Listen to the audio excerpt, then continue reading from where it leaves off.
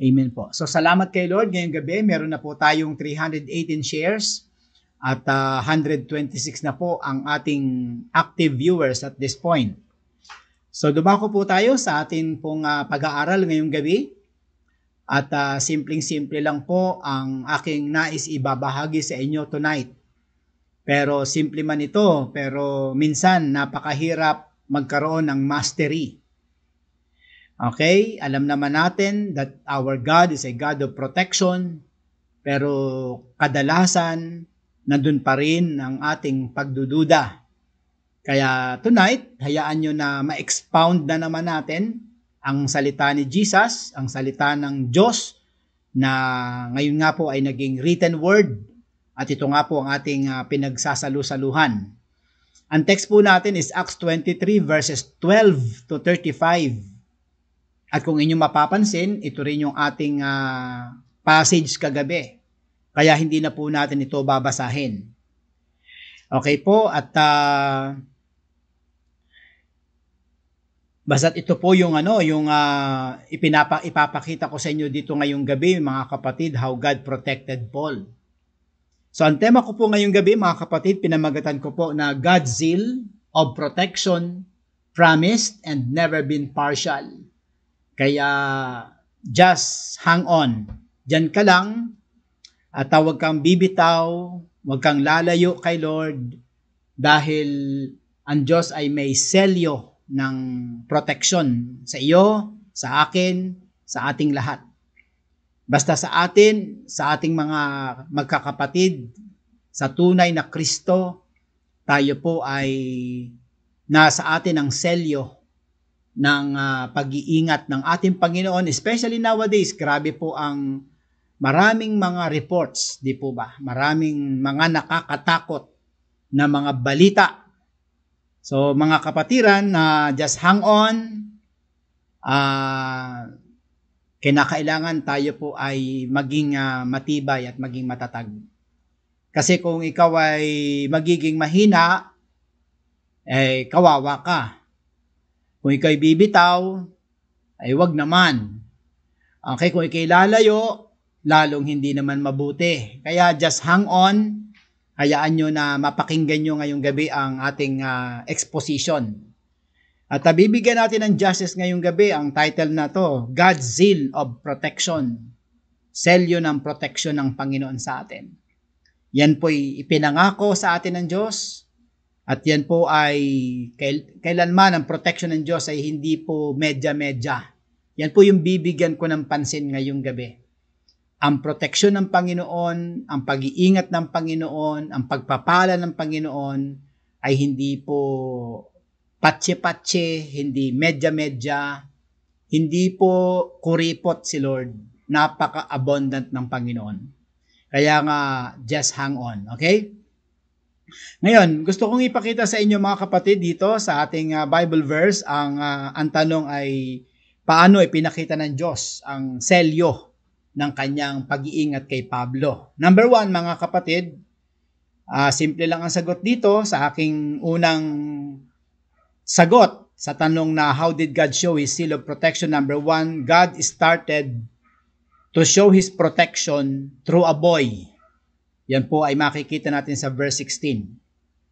So, alam po natin mga kapatid, ang kwento ay nasa verse 12 to verse 15. Okay po. Gusto ko lamang munang ipakita yun, para makita nyo po yung laro ng ating pag-aaral, yung pong takbo ng ating pag-aaral. Sa verse 12, gusto ko munang basahin, the next morning, some Jews formed a conspiracy and bound themselves with an oath not to eat or drink until they had killed Paul. So merong nagkasundo, merong namanata. Okay, nagbigay ng panata, hindi kakain at hindi iinom. Grabe po yun ha. Hindi kakain, hindi iinom hanggang hindi nila napapatay si Pablo. At ang sabi diyan, more than 40 men were involved in this plot. So they went to the chief priest and the elders and said, we have taken a solemn oath not to eat anything until we have killed Paul. Now then, you and the Sanhedrin petitioned the commander to bring him before you on the pretext of wanting more accurate information about his case. So parang merong drama na gustong palabasin itong 40 plus na mga lalaki na talagang sineselyuhan nila ang sarili nila na papatayin nila si Pablo. Napakasamang plano. Ano po? Papatay sila ng tao. Papatay nila, hindi naman kriminal. Tingnan niyo po yung panata na yan. Walang kabuluhan. Walang kwentang panata. Pero panata na makapatay, makapinsala ng isang mabuting tao. Napakasamang plano. Di po ba?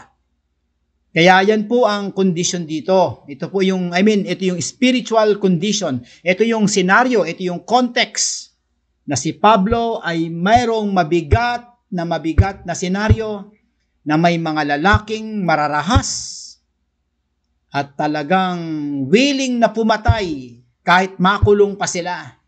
Mapatay lang nila si Pablo. At talagang nag-udyok sila. Di ba? Nag-udyok pa sila sa Sanhedrin na kunwari ay papuntahin dito si Pablo. At habang papunta dito, nakaabang na kami. Under the pretext sa alibi na maghahanap pa kayo ng accurate information. So may drama silang pinapalabas. Pero in bad faith po yon. So yan po ha. Ngayon po, nagsimula na ang pagkilos ng Diyos sa pamagitan ng kanyang pamangkin, bata, anak ng kanyang kapatid na babae, sabi ng 16. Sabi ko nga sa inyo kagabi, o ng isang gabi, yung batang yun na nakarinig, na nagsumbong dun sa centurion, pwede namang wala siya dun. Pero minabuti ng Diyos. Kasi mabuti nga ang Diyos protektado si Paul At ang Diyos, kapag ang Diyos ang nagprotekta, sino pa ang pwedeng bumali niyan? Kaya pag ang Diyos ang kasama mo, sino pang makakalaban sa iyo? Supreme yun. Absolute yun. Apex yun. Dulo na yun Di po ba? Kaya nga makikita po natin na ang kailangan po natin sa panahong ito ng pandemya ay yung absolute. Yung nasa dulo na. At yun ay walang iba kundi ang Diyos. Supreme po yun. Pangalawa mga kapatid, how did God show His seal of protection? Number 2, He continued to manifest it through a centurion. Verse 17. So mga kapatid, mula sa bata, papataas tayo. Staging po ang pagkilos ni Lord. Yung bata, pumunta sa centurion. Yung centurion, yan po ay mataas na po ang katungkulan niyan. Yan po ay kapitan ng 100 sundalo. See? Hindi po 10 hindi po 20, hindi 30, hindi 50, hindi 70 soldiers, but 100 soldiers. So mga kapatid, dilapitan ng bata ang centurion. So yung centurion is a man of authority. Alam nyo mga kapatid, sa 17, ang sabi ng Bible, sabi ng 17, Then Paul called one of the centurions, ibig sabihin marami sila. Take this young man to the commander and he has something to tell him. So he took him to the commander. And the centurion said, Paul, the prisoner sent for me and asked me to bring this young man to you because he has something to tell you. So mga kapatid, makikita po natin na ang protection ng Lord ay kumikilos na. Talagang abrupt, mabilis, matulin ang pagkilos ng Diyos. Very speedy. Bakit? Meron pong 40 plus na lalaki na talagang very bold sa kanilang vow, and that is to talagang murder Paul, the apostle. Pangatlo mga kapatid, he magnified totally his protection through a commander. So mga kapatid, mula sa bata, ipinakita Lord ang kanyang katapatan patungo naman sa centurion. Ang centurion, may tauhan niya na 100. Pagdating sa pangatlo kong punto, ipinakita na naman ng Diyos ang kanyang protection sa pamamagitan naman ng commander. Ang commander, yan po ang may hawak ng mga centurions. At ang mga centurions may hawak na 100.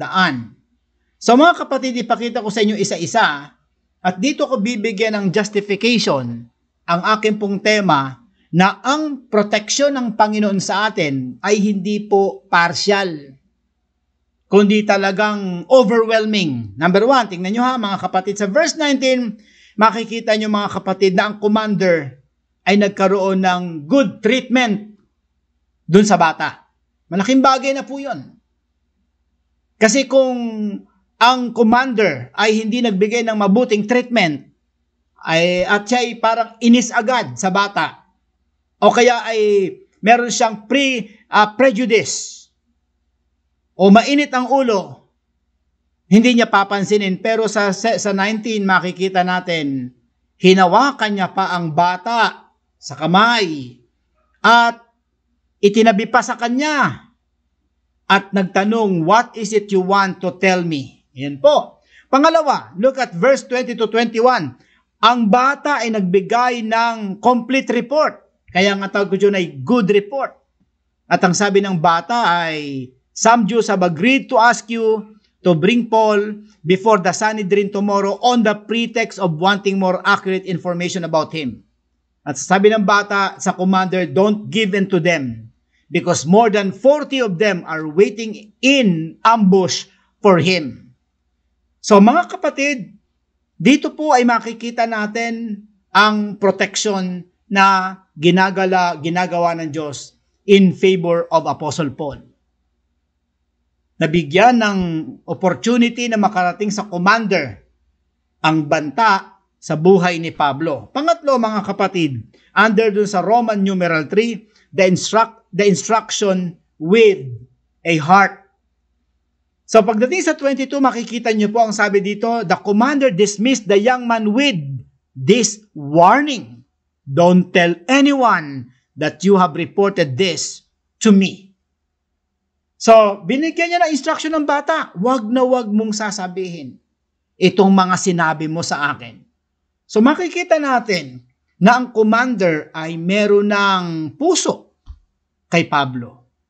Ang commander ay naging paborable na ang makikita nating damdamin ng commander in favor of Paul. So diyan ay akin nare-realize at marirealize natin mga kapatid na ang protection ng Panginoon ay talaga namang napakadakila. Hindi po siya medya-medya. Talagang hindi siya partial. Siya ay talagang overwhelming. Next, ang sabi ng 23, he called 2 of his centurions. Sa 23 ay makikita natin na tinawag niya ang 2 centurions. Kapag sinabing 2 centurions, yan po ay matitinding mga leaders. Yan po ay mga sundalo dating, sundalo yan, kumbaga sa pulis ay SPO1, pagkatapos ay naging major. Maraming karanasan, magagaling, mga alerto. Pinatawag niya hindi ang isa niyang centurion, kundi 2 sa talatang 23. Sa talatang 23, tingnan niyo po yung overwhelming blessing dito, overwhelming protection. Out of the 2 centurions, ipinahanda ng commander ang kanyang detachment composed of 200 soldiers. Sa talatang 23. Sabihin nyo ha mga kapatid, sabihin nyo sa inyong sarili na grabe yun ah. Ang ipinahanda ng commander ay hindi po 50 na sundalo, hindi 100 na sundalo, kundi isang detachment. Ilan ang laman ng isang detachment? 200 soldiers. Ilan ang kalaban ni Paul? Ang kalaban ni Paul ay 40 plus. Pero ang ipinahanda ng commander ay 200 soldiers. Kaya nga sabi ko mga kapatid, na-realize ko dito that the zeal of God's protection is never been partial. Kaya alam nyo ngayong gabi, ay lakas-lakasan natin ang loob natin sa ating Diyos na kinikilala. Unless na lang iba ang Diyos natin. Ang Diyos natin, ang proteksyon ng Diyos sa atin at ang commitment ng Diyos sa atin ay talagang hindi partial. Hindi niya sasabing tutulungan kita, kaya lang, tutulungan kita, datapwat. Mga kapatid, ang tulong ng Diyos sa atin at ang protection ng Diyos sa atin ay palaging talagang overwhelming. Ngayon, hindi lamang 200 soldiers, nakita ko pa dito mga kapatid sa verse 23, with 70 horsemen. So, 200 ha? 200 soldiers plus 70 horsemen. Mga kabayuhan. Sa tunog pa lang ng 70 ng 70 horses, abay matatakot ka na. Pag yan ang sabay-sabay na lumalakad, malakas ang dagundong yan. Hindi lamang yan. Meron pang 200 horse spearmen. Verse 23. 200 spearmen. Isa-isahin nga natin. 200 soldiers, 70 horsemen, 200 spearmen. Ilan lahat yon? 470. Cavalry. Ilan ang kalaban nila? 43, 45, 47. Na hindi kumakain, hindi mahihina ang katawan. Ang punto ko mga kapatid, kapag ang Diyos ang talagang nag-iingat sa atin, grabe po ang protection. Well protected tayo. Meron na tayong selyo ng proteksyon. Ito'y pangako at kailanman ang tulong ng Diyos. Hindi ka malalagay sa alanganin. Marami sa atin talaga na bugbog sarado na sa media. Mga bad news, COVID, coronavirus, namatay sa ganito, namatay sa ganyan. Tapos ini-internalize natin. Nawawala ngayon yung salita ng Diyos. Natutunaw yung salita ng Diyos. Natatalo ng salita ng Diyos. Alam nyo ngayong gabi, kung meron kayong narinig na mga balita tungkol sa mga COVID na yan, be fair. Pakinggan nyo rin tong tinuturo ko. Tapos, mag-decide ka kung kanino ka maniniwala. Sa salita ng Diyos, sa kanyang written words of God, o sa mga salita ng WHO, ng mga newsmen, mga news anchor, mga doktor, yung mga data na mga namamatay. Kung may data sila, may data din ako. Ano ang data ko? Ayan mga kapatid, 200 soldiers, 70 horsemen, 200 spearmen. Ang ipinadala ng Diyos just to protect a single soul, and that was Paul. And look at verse 23, the timing of the turnover, 9:00 ng gabi. Nandun talaga. And look at this, verse 24, si Paul ay provided ng mga horses. Ang sabi ng 24, ini-imagine ko lang yung 24, ang sabi ng 24 ganito. Sabi nung commander, provide horses for Paul so that he may be taken safely to Governor Felix. Ang sabi doon, provide horses. Iniisip ko lang, bakit horses? Bakit pwede namang isang horse lang? Hindi kaya si Pablo ay habang nakasakay sa isang horse, ay may mga nakapaikot pang horses sa kanya? Simply to secure the body of Paul and to secure the safety of Paul. Kaya nga, ang aking topic ay huling-huli natin, God's seal of protection, promised and never been partial. Alam niyo mga kapatid, kung ikaw ay isang bilanggo, ikaw ay may nagawang masama. Example, ikaw ay napagbintangan o ikaw ay dadalhin sa kulungan dahil kinapagbintangan. Pero ikaw ay iniingatan. At sa paligid mo'y mga kabayo, sa paligid mo'y merong 200 spearmen, merong 70 horsemen, merong 200 soldiers. Matatakot ka pa ba? Alam nyo kanina, kung titingnan natin yung ratio, 1 is to 47. Si Pablo ay nag-iisa laban sa 47 or 45. Sabi natin, grabe yan. May banta sa buhay ni Pablo. Nang mag-take over na si Jesus Christ, ang kanyang authority and power, wala na. Yung 70, ano ang sinabi ng 70 sa 200 horsemen? Anong sinabi ng 40 plus sa 200 soldiers? Ano sinabi niya sa 70 horsemen? Ano sinabi niya sa 200 spearmen? Bigla silang nangamote. Dahil dumating na ang tulong ng Diyos para kay Paul. Pagkatapos, sa verse 25, may kasama pang letter. At yung letter na yon ay padala ng commander doon kay Governor Felix. At sa verse 29, makikita nyo, yung letter mismo ay merong portion doon na siya ay justified. Tingnan nyo po yung verse 29. Let me tell you this. Verse 29. When I found, sabi nung letter, I found that the accusation had to do with questions about their law, but there was no charge against him that deserved death or imprisonment. So makikita natin, meron na kagad word of justification. Parang wala siyang kasalanan. So nandun na kagad ang pabor, mga kapatid. So guys, my point is this, mga kapatid, Paul was protected by God. Overwhelming protection, mga kapatid. Alam niyo kung bakit siya protected? Let me emphasize this, mga kapatid. Dahil sa plano ng Diyos. Remember ang sabi natin ng mga nakaraang gabi, si Pablo po'y makakapunta sa Jerusalem at makakapunta pa po siya sa Rome.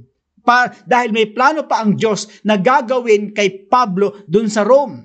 Hindi pa tapos ang pelikula, hindi pa tapos ang movie, hindi pa tapos ang kwento ng buhay ni Pablo. Kaya mga kapatid, gano'n na lamang ang pag-iingat ng Diyos. Kaya nga naisip ko lang, kapag ang Diyos ay may plano pa sa iyo, mga kapatid, at ang buhay mo ay mahaba pa, at meron pang paggagamitan ang Diyos sa iyo, grabe, magkakaroon ka ng, mga kapatid, grabing protection ng ating Saan tayo nagmumula? Dito sa passage na ito. Ang protection, mga kapatid, ay na ibinigay ng Diyos kay Pablo ay dakila. Pero let me tell you this, ang proteksyon na ibinigay ng Diyos sa kanya ay connected sa plano ng Diyos kay Pablo na makapunta pa siya sa Roma para doon ay mag-preach, mag-testify, mag-mangaral, mag-evangelize patungkol sa pangalan ng Panginoon. Kaya nga alam niyo, mga kapatid, importanteng meron tayong, alam natin na ang Diyos ay may plano sa atin. Kapag ang Diyos may plano sa atin, walang makakagalaw sa atin. Kung ang Diyos ay may plano sa ating mabuhay pa tayo ng 70 o 54 lang ako ngayon, mga kapatid, walang sakit, walang COVID sa plano ng Panginoon. Lahat ng yan ay magbabow down sa plano ng ating Panginoon. Alam niyo, mga kapatid, in my summary, hindi na po ako magbibigay ng maraming statement. Ang gagamitin ko sa inyo ay mga Bible verses para lang maipakita sa atin na ang protection po natin kay Lord ay hindi partial. Pakita ko sa inyo, mga kapatid. Sana tumatag tayo rito. Psalms 91 verses 7 to 16. Ang sabi dito ay 1,000 may fall at your side. 1,000 ha? Babagsak sa iyong tagiliran. 10,000 at your right hand. But it will not come near you. Hindi raw yan makakalapit sa iyo. So, ang tulong ba ng Diyos sa atin ay partial or overwhelming? May 1,000 mamamatay sa kaliwa mo. May 10,000 mamamatay sa kanan mo. Pero lahat daw yan hindi makakalapit sa iyo. Partial or total? Or overwhelming protection? Next, you will only observe with your eyes and see the punishment of the wicked. You will only observe. Ibig sabihin, hindi ka madadamay. Maoobserbahan mo lang. Verse 9, if you say, the Lord is my refuge, and you make the most high your dwelling, ito po yung mahalaga. Ito po yung susi. No harm will overtake you. No harm will overtake you. Ang word na overtake, napakaganda. Para may humahabol sa iyo eh. Hinahabol ka ng harm. Pero hindi maka-overtake. Hindi nga makaabot eh. Yan ang sabi diyan. No disaster will come near your tent. Take note of the word near. Hindi makakalapit sa iyo. Inulit na naman yung nasa verse 7. Hindi ito makakalapit sa iyo. Yun ang sabi ng Bible. So guys, buo na yung ating mensahe, yung gist ng aking message, God's seal of protection, promised and never been partial. Ang tulong ng Diyos sa atin ay hindi patsi-patsi lang, hindi medya-medya. Hindi konti-konti, hindi pitik-pitik, hindi ambon, ragasa ng tubig ng tulong ng Diyos na binibigay niya sa atin, mga kapatid. Verse 11, bakit walang lalapit sa atin? For He will command His angels. Ayun, meron pala siyang uutusan concerning you to guard you in all your ways, sa lahat ng lakad mo. So kung pupunta ka ng Makati, libre ka. Pupunta ka ng Cubao, libre ka. Pupunta ka ng Amerika, safe ka. Pupunta ka ng probinsya, safe ka. Pupunta ka ng school, ng palengke, anong sabi ng Diyos? Maliban na lang kung iba ang salitang nakasiksik sa ating isip. Pero kung itong mga talatang ito ang nakasiksik sa bawat corner ng ating isip, guys, you will walk in faith, you will walk in joy, you will walk in freedom. Mga kapatid, ang tulong ng Diyos sa iyo, hindi partial, overwhelming. Yan po makikita natin dito. Verse 12, they will lift you up in their hands. Itataas ka ng mga angels na to so that you will not strike your foot against a stone. Yung bigla, yung muntik-muntik ka ng mga aksidente, tapos parang biglang may humawak sa iyo. Naranasan nyo na po ba yan? Yung talagang yung isang bus na nagmamadali ka tapos bigla kang naiwan, umalis agad yung bus, medyo nainis ka, pero pagdating doon sa dulo, na aksidente. God is there beside you. Verse 13, you will tread on the lion and the cobra. Aapakan mo lang yan. You will trample the great lion and the serpent because he loves me, says the Lord. Guys, kapag ang Diyos na ang nagsabi niya na mahal niya kasi ako aba, ibig sabihin may ginawa ka. Ibig sabihin, may ipinakita ka. Kasi ang Diyos ang umaamin na ginagawa niya yan sa Kanya. Sabi ng Bible, because He loves me, says the Lord. Aba, minsan, asawa natin, hindi niya masabi na mahal niya kasi ako. Mga kapatid, napakahirap mawin ang puso ng asawa. Lalo na ang Panginoon, mas maselan yan. Kaya pag ang Diyos na ang nakuha natin ang loob ng tunay na pagmamahal, kapatiran, maniwala po kayo. God's seal of protection, promise and never been partial. Just hang on. Safe na safe ka. Anong sabi pa dyan? He will call on me and I will answer him. Guys, maraming tumatawag sa Diyos, pero hindi dinidinig ng Diyos. Pero dito, yung taong nagmamahal sa Diyos, He will call on me, at ang sabi ng Diyos kaagad-agad, and I will answer him. Pag ang Diyos na ang sumagot, wala ka ng problema.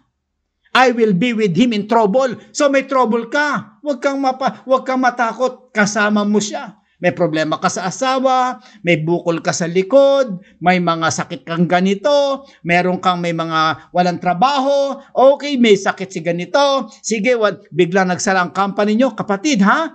Okay lang yan. Bakit? Doon sa trouble na yan, ang sabi niya, I will be with him in trouble. Take note of that, mga kapatid. Ang Diyos ay hindi lang sumasama sa atin sa panahon ng saya, kundi maging sa panahon ng trouble, kasama mo siya. Ang sumunod na salita ang mabigat, and I will deliver him. So, kasama mo siya sa trouble. Kapag may trouble ka, iyak ka lang, pero huwag kang umiyak sa trouble. Umiyak ka kay Lord, nakatabi mo, kasama mo siya. At ang sabi ng Diyos, sabi niya sa huli, I will deliver him, and I will honor him. With long life, hahabaan niya ang buhay mo. So yung buhay natin, wala sa pito-pito. Ang buhay natin, wala sa malalaking muscle natin. Wala po yan sa mga iniinom nating gamot. Ang buhay ay galing sa Diyos. Sabi niya, I will honor him with long life. Yung palang long life, yan pala yung pag-o-honor ng Diyos sa atin. At ang sabi niya, I will satisfy him and show him my salvation. Ano ibig sabihin ng satisfaction? Satisfy. Yung bang, di ba mga kapatid, kapag kumain ka, tapos dumighay ka, satisfaction yun eh. Meron din po tayong birth sa paglilingkod kay Lord. Yung pagtulog mo sa gabi, ay salamat, kasama ko si Jesus Christ. Salamat sa Panginoon. Grabe yung lalim ng iyong dasal, ng iyong confession, ng satisfaction. Kapatid, let's go back to God. Why? If we have Jesus, kung maayos tayo kay Lord, wow, God's seal of protection sa iyo ay talagang silyado, ikaw ay pinangakuan, at ang tulong ng Diyos sa iyo will never be partial. Hindi po yan maliit na bagay. Kapag ang Diyos ang tumulong, satisfied ka talaga. Masasabi mo nga minsan, Lord, sobra-sobra na itong ginagawa mo sa akin. Masyado kang mabait sa akin. 2 Kings chapter 6 verse 15 to 17. Ito pa po ang mabigat. Tingnan niyo po ang nangyari dito. When the servant of the man of God got up and went out early the next morning, an army with horses and chariots had surrounded the city. Mga kapatid, meron ditong servant ng propeta, nagising siya kinabukasan, ang dami-daming horses at maraming chariots, pinapaligiran ang syudad, nandun siya sa syudad. Sabi niya, "Oh no, my Lord, what shall we do?" The servant asked. "Don't be afraid," the prophet answered. "Those who are with us are more than those who are with them." Mas marami yung kaysa sumasa atin, kaysa sa sumasa kanila. At ang sabi ni Elisha, "Open his eyes, Lord, so that he may see." And then the Lord opened the servant's eyes, and he looked, and saw the hills full of horses and chariots of fire around Elisha. Mga kapatid, maraming kaaway. Napapaligiran sila ng kaaway. Yung palang nakapaikot sa kanila, napapaikutan din ng mga horses and chariots of fire ng Panginoon. At sa isang salita lang ni Elisha, matutupok silang lahat. Mga kapatid, ang tulong ba ng Diyos ay partial? Maliit lang ba? Maliit lang ba ang tulong? Mahina ang Diyos natin pagka ganun. Kaya alam nyo mga kapatid, sa totoo lang, kahit isang ayota, isang maliit na punto ng takot dapat hindi sisilid sa ating puso. At kung minsan pumapasok man ang takot, go back to God. Go back to the Lord. Dahil ang tulong ng Diyos sa atin ay hindi po medya-medya. Hindi siya sabihin, "Lord, iingatan lang kita sa araw, sa gabi, bahala ka na." Hindi niya sinabing, "Iingatan kita sa gabi, pero sa araw, bahala ka nang mag-ingat." God is beside you, mga kapatid, 24/7. Ang sabi ng Isaiah 43 verse 2, "When you pass through the waters, I will be with you. And when you pass through the rivers, they will not sweep over you. When you walk through the fire, you will not be burned. The flames will not set you ablaze." Grabe to. Kapag lumalakad ka sa tubig, kasama mo ko. Sabi ng Panginoon, kapag nasa mga ilog ka, hindi ka madadala ng ilog.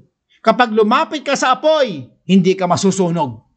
Mga kapatiran, may Diyos bang nangako ng ganito? Maliban na lamang talaga kung lagi tayong may duda sa Diyos, may duda tayo sa written words of God, hindi yan po ang mabigat na problema. Kapag ang problema natin is doubting Thomas tayo, yung mga talatang dito, totoo kaya yan? Totoo kaya yan? Kapatid, kapag ganyan ang ating attitude, ibig sabihin, kailangan tayong magsisi. Dahil ang pagdududa ay isang malaking kasalanan. Subukan mo lang yung anak mo laging nagdududa sa'yo. Subukan mo lang yung empleyado mo laging nagdududa sa'yo. Subukan mo lang yung kapatid mo nagdududa lagi sa iyong ginagawa. Di ba masasaktan ka? Ayaw mo makasama ng ganyan, ganun din sa Panginoon. So mga kapatid, I'll give you my challenge tonight. Number 1, mga kapatid, what are my recommendations? Number 1, tiwala naman. Magtiwala naman talaga tayo sa Diyos. Magtiwala ka kay Lord. Kapatid, ang dami nating binasa ngayon ng mga talata na talagang ang Diyos ay tapat noon, ngayon at bukas. Magtiwala tayo, mga kapatid. Huwag nating i-master yung doubt. Huwag nating i-master yung kini-question natin ang salita ng Diyos. Alam niyo mga kapatid, kapag lagi ka nagtatanong sa Bible, totoo kaya yan? Para din tayong si Adan at Eva. Nung panahong tinutokso sila ng dyablo, mas pinakinggan pa nila ang salita ng dyablo kaysa sabi ng Panginoon. Ang sabi ng Panginoon, do not eat it. Kinain pa rin nila. Ang sabi ng dyablo, kainin mo yan, hipuin mo yan. Kaya lang naman yan ayaw ipakain sa iyo ng Diyos kasi magiging Diyos ka rin. Mas naniwala sila sa dyablo. Ngayong gabi mga kapatid, sana po sama-sama tayong magtiwala, particularly sa panahon na to. Sa panahon na ito na may pandemic, maraming problema. Sabihin natin, merong parang may river of problem, merong oceans of problem, merong apoy ng problema, pero ang sabi ng Diyos ng Israel, hindi ka mapapaso, hindi ka maaano ng river na yan, hindi ka madadala ng river na yan. Ako bahala sa iyo, mga kapatid. So tiwala tayo kay Lord. Tiwala naman. Number 2, humakbang ka rin sa pagsunod. Mga kapatid, ito po ang gusto kong ipakita sa inyo. Si Pablo po ay nakaranas ng ganong klaseng proteksyon, mga kapatid, dahil humakbang siya. Ibig sabihin mga kapatid, ang punto, kaya lang naman siya nandiyan. mga kapatid, diyan sa Jerusalem. Dahil ang sabi ng Diyos, ay pupunta pa siya sa Roma.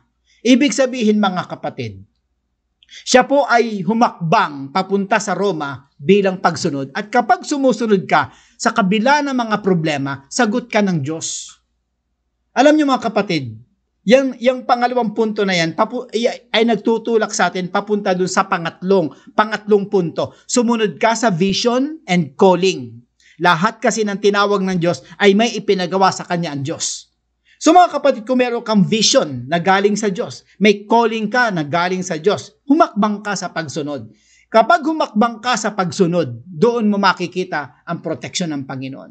Kasi kaya mo yung ginagawa, kasi business ng Diyos yun sa buhay mo. Na kaya, halimbawa, ikaw ay may ginagawang magandang bagay, nagtuturo ka ng Bible, o kaya ikaw ay pastor, ikaw ay deacon, ikaw ay prayer warrior, ikaw ay Bible teacher, ikaw ay donor ng church, ikaw ano man ang ginagawa nyo sa Panginoon, mag-aawit ka, gitarista ka ng Panginoon, mga kapatid, kung yan, mga kapatid na yan, ay galing sa Panginoon, na calling ng Lord sa'yo, sumunod ka sa vision at sa calling. Tandaan nyo po ito ha, mga kapatid, lahat ng tinawag ng Diyos sa Biblia, as in lalahatin ko po, kaya sila tinawag ng Diyos, ay may ipinapagawa ang Diyos sa kanila. Alam nyo, maraming Christian ngayon, lito pa rin. Hindi pa rin nila alam ang calling ng Diyos sa kanila. Hindi pa rin nila alam ang ipinagagawa ng Diyos sa kanila. Mga kapatid, sa Biblia, lahat ng tinawag ng Diyos, may ipinagawa ang Diyos sa kanila. At yun ang dapat nating madiscover. Kung talagang tinawag ka ng Diyos for a certain purpose. And you have to know that purpose. And do it. Kapag ginagawa mo yon, ibig sabihin, number 2, sa aking proposition, humahakbang ka na. Kapag humahakbang ka na sa pagsunod, may mga problema kang mararanasan. But guys, kapatid, ang seal ng protection ng Diyos ay nasa iyo. At ang protection ng Diyos sa iyo na kanyang ipinangako, hindi po yan medya-medya. Hindi po yan partial. Yan po ay overwhelming mga magulang at mga kapatid. Alam niyo mga kapatid, yung focus doon sa sinasabi ko kanina, lahat ng tinawag ng Diyos ay may ipinapagawa ang Diyos sa kanila. Kaya po, please, balikan po ninyo ang katotohanan yan. Dapat meron kayong mission statement, alam nyo yung ipinapagawa ng Diyos sa inyo, focus on that calling in your life, at because that is God's design in your life. Number 4, mga kapatid, huwag magmadali. Marahil sa banda-banda roon ay doon mo makikita ang malaking milagro ng Diyos sa iyo. Kagaya ng nangyari dito mga kapatid kay Pablo. Hindi naman sa lahat ng oras ay ganito kalaki ang milagrong nakikita ni Pablo. Pero sa kanyang pagsunod, pagtalima sa Diyos, mga kapatid, makikita niyo po yung mga milagro. Alam niyo po, kapag ikaw ay sumusunod sa Diyos, makakaranas ka ng mga kadiliman, mga problema. Pero mga kapatid, kung ikay nandoon sa problemang yun dahil sa iyong pagsunod kay Lord, magmasid ka lang. Maghintay-hintay ka lang. Huwag ka lang magmadali. Huwag ka lang maging mainipin. Nasaan ba ang Diyos? Ano ba akala ko papagalingin ako ng Diyos? Akala ko ba bibigyan ako ng Diyos ng trabaho? Kapatid, hallelujah. Ang Diyos ay alam niya ang kanyang timing. Huwag ka lang magmadali. Maging patient ka lang. Ikaw ay magpatuloy. Alam nyo, ang Diyos ay may gagawin po yan sa buhay mo. Basta't ikaw ay huwag ka lang magreklamo, huwag ka magmadali, huwag mong barasuhin, huwag mong madaliin, basta't maghintay ka lang. Mga kapatid, ang Diyos ay hindi nauuna, hindi po nahuhuli. God is always on time. So mga kapatid, hanggang dito na lang po ang mensahe po ni Pastor Jim. At sana po ay nakatulong na naman po tayo. At naintindihan nawa natin na ang Diyos po ay may selyo ng pag-iingat sa atin. Huwag kayo masyadong mataranta, huwag kayo magpanik, huwag matatakot, kasama po natin ang Diyos. Basta't ang intindihin nyo lang po yung inyong relasyon sa Panginoon, gawin nyo po yung pinapagawa ng Diyos sa inyo, huwag kayo magmadali, basta sundin mo yung calling ni Lord sa iyo, magpakumbaba ka, magtiwala ka, kapatid, you are on the right track. Hindi po malayo sa inyo ang mga himala ng Panginoon. Hindi malayo. Lagi nyo yang mararanasan at lagi nyo yang makikita At talagang ma-display nyo po yan sa inyong mga buhay.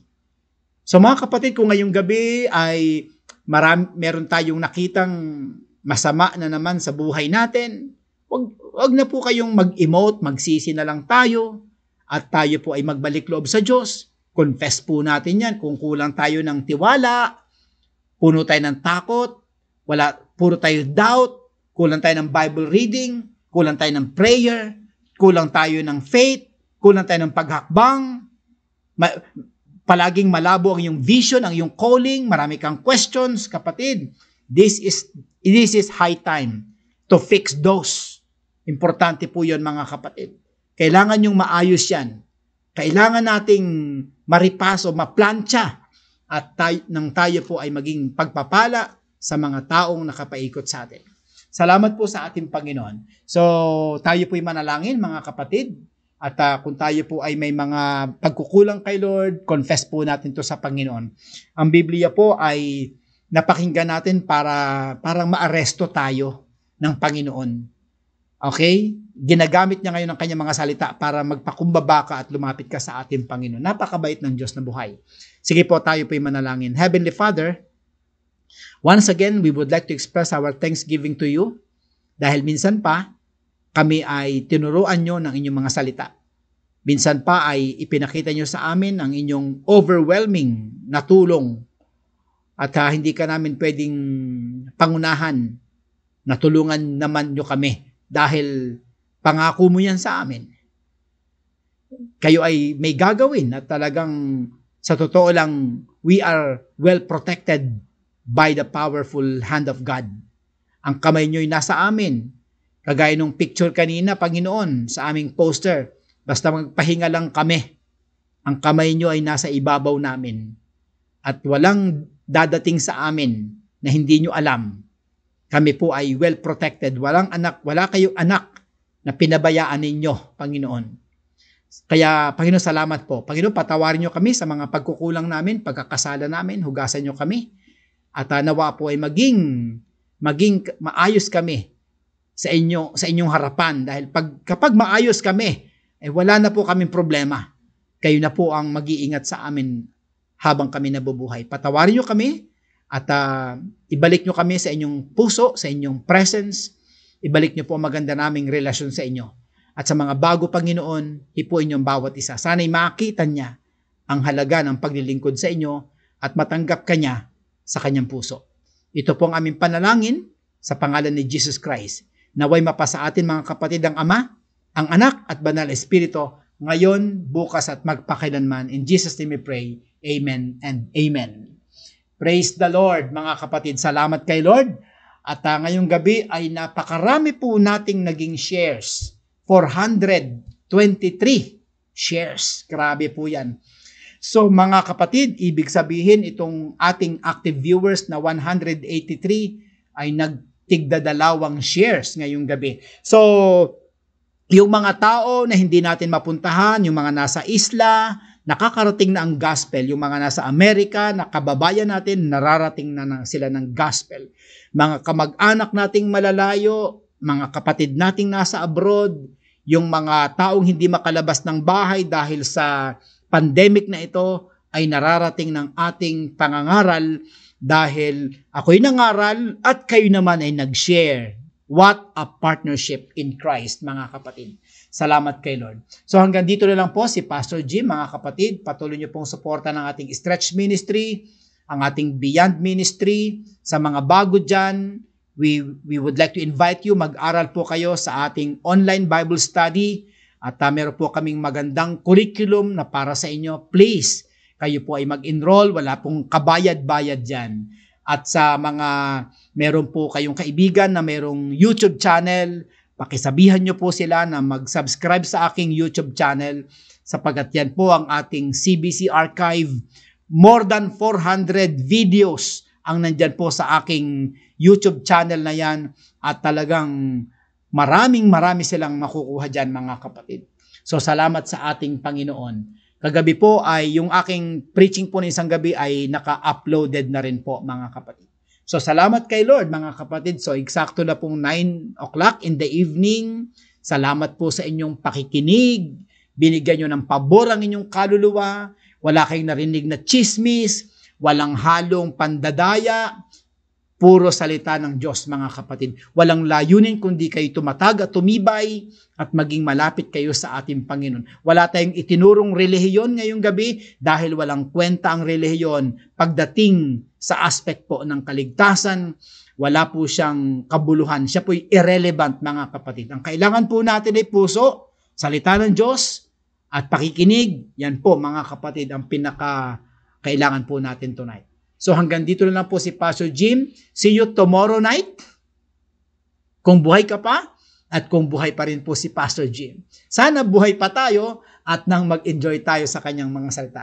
So good night, matulog po tayo ng mahimbing kasama natin ang kanyang mga salita. God bless po. Maranatha, Shalom, and good night. God bless takers of the cities.